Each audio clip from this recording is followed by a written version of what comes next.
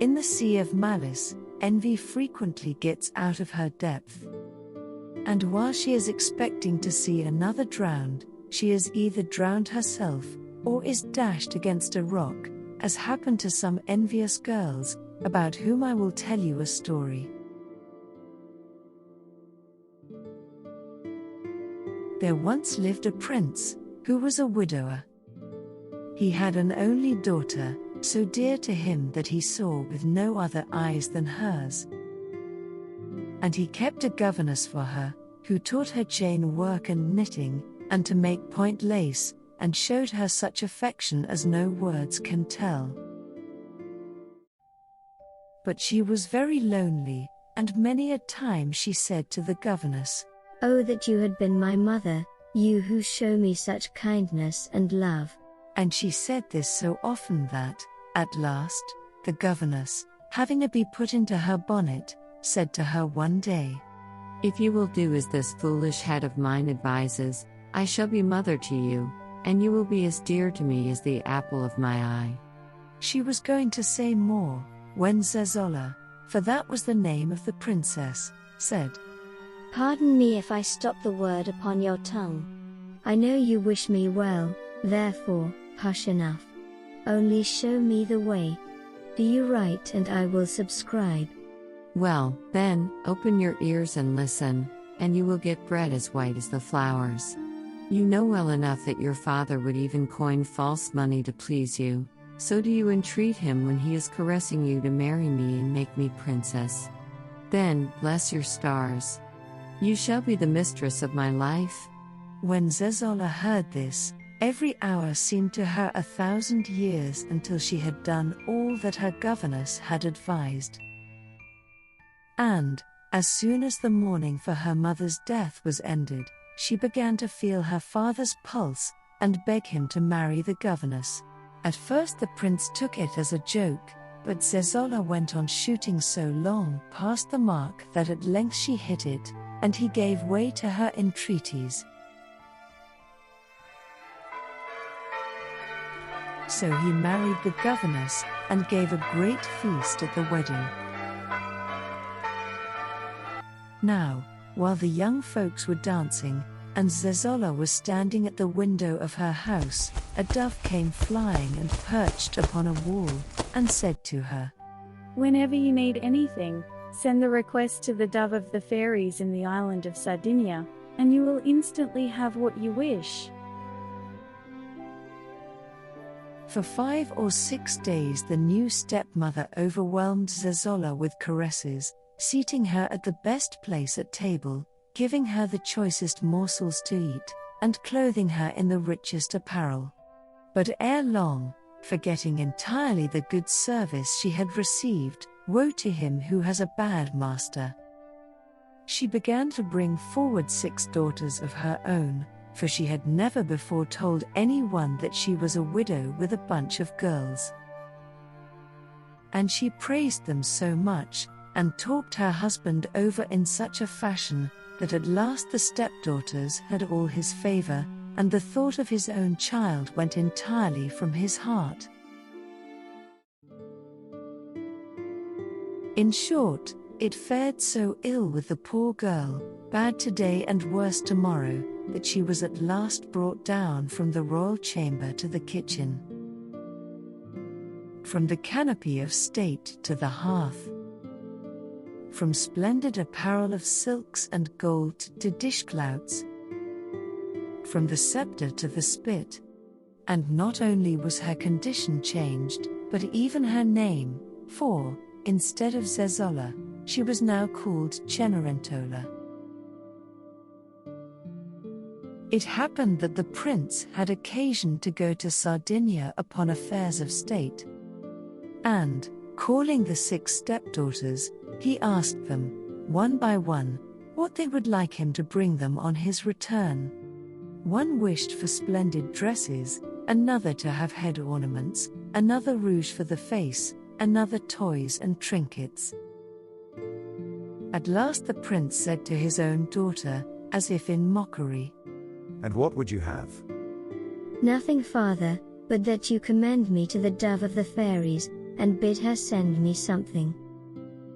And if you forget my request, may you be unable to stir backwards or forwards, so remember what I tell you, for it will fare with you accordingly.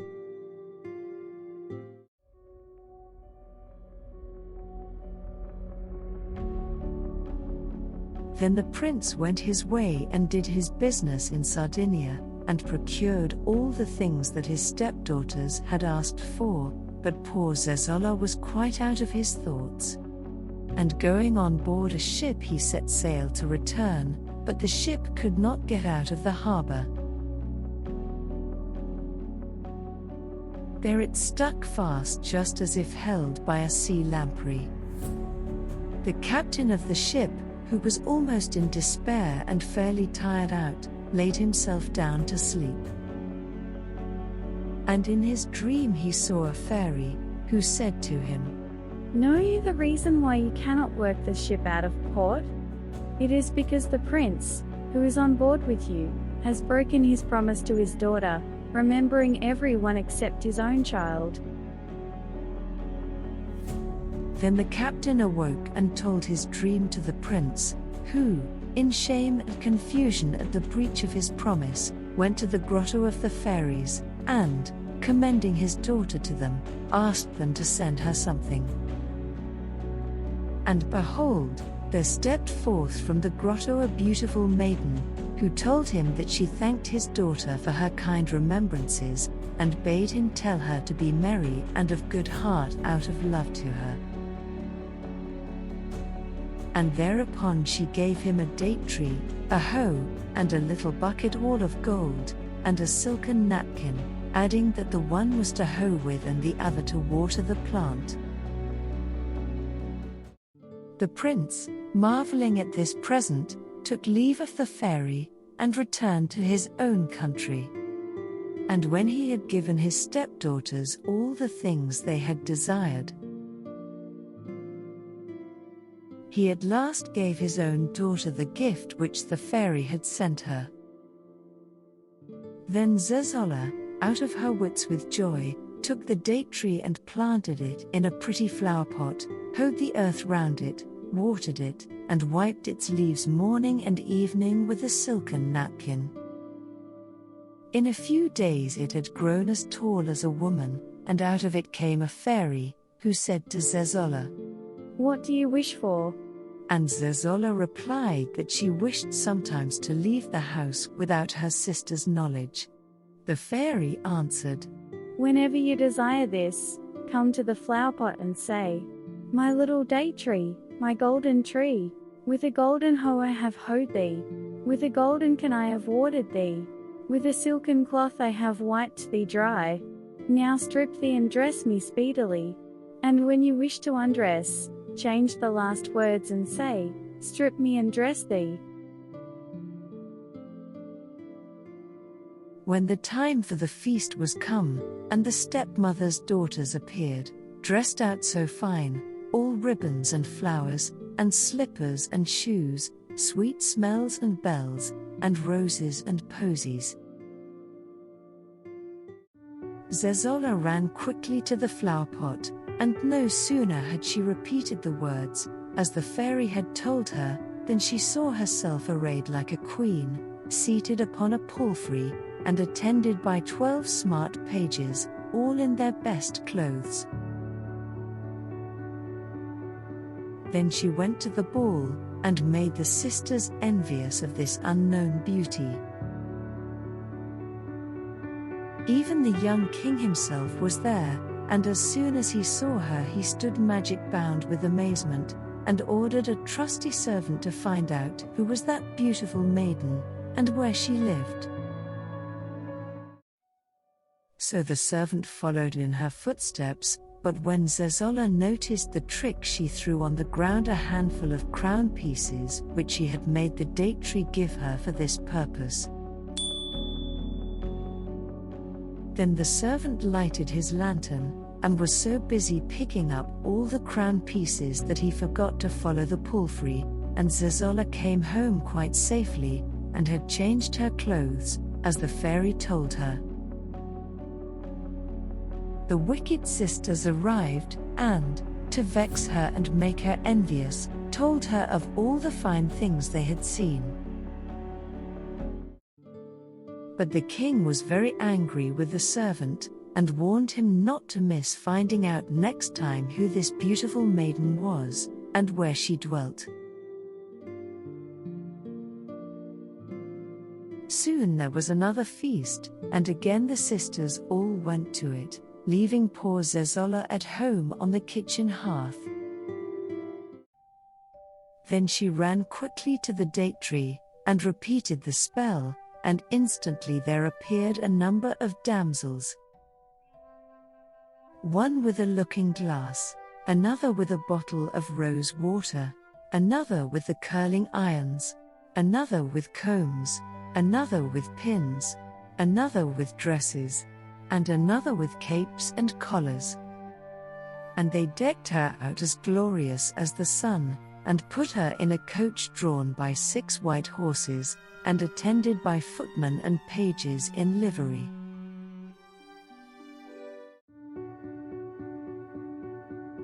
And no sooner did she appear in the ballroom than the hearts of the sisters were filled with amazement, and the king was overcome with love.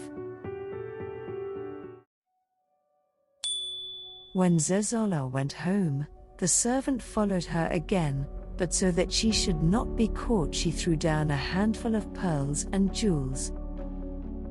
And the good fellow, seeing that they were not things to lose, stayed to pick them up.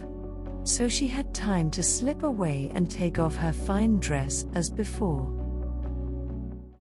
Meanwhile the servant had returned slowly to the king, who cried out when he saw him, "By the souls of my ancestors, if you do not find out who she is, you shall have such a thrashing as was never before heard of, and as many kicks as you have hairs in your beard." When the next feast was held, and the sisters were safely out of the house, Zezolla went to the date tree, and once again repeated the spell. In an instant she found herself splendidly arrayed and seated in a coach of gold, with ever so many servants around her, so that she looked just like a queen.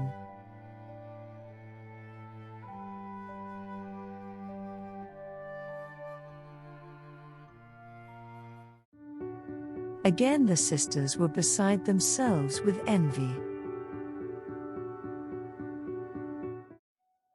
This time, when she left the ballroom, the king's servant kept close to the coach.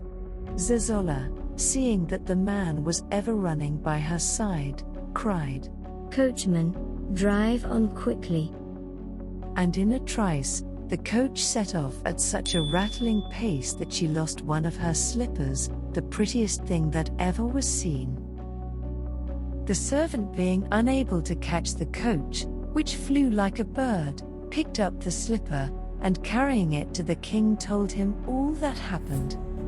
Whereupon the king, taking it in his hand, said, "If the basement, indeed, is so beautiful, what must the building be? You who until now were the prison of a white foot, are now the fetter of an unhappy heart." Then he made a proclamation that all the women in the country should come to a banquet, for which the most splendid provision was made of pies and pastries, and stews and ragouts, macaroni and sweetmeats.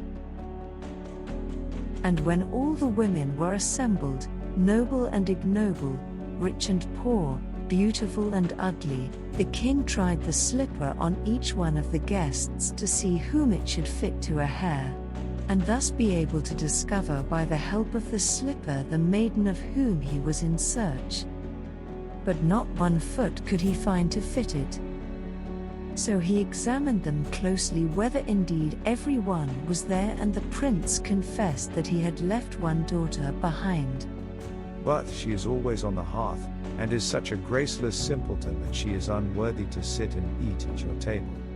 But the king said, "Let her be the very first on the list, for so I will."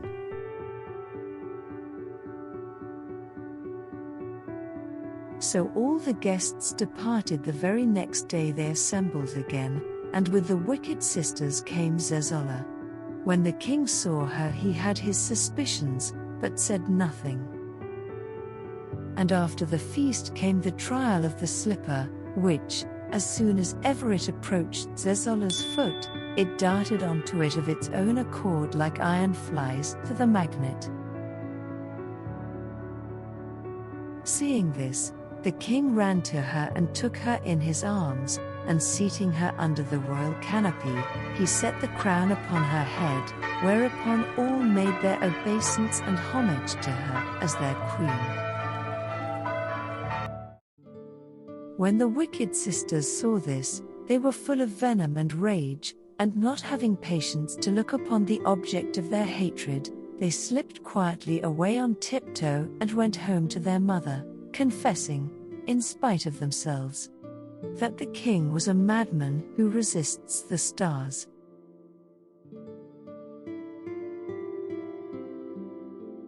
If you have enjoyed this tale, please like it and subscribe to find new stories.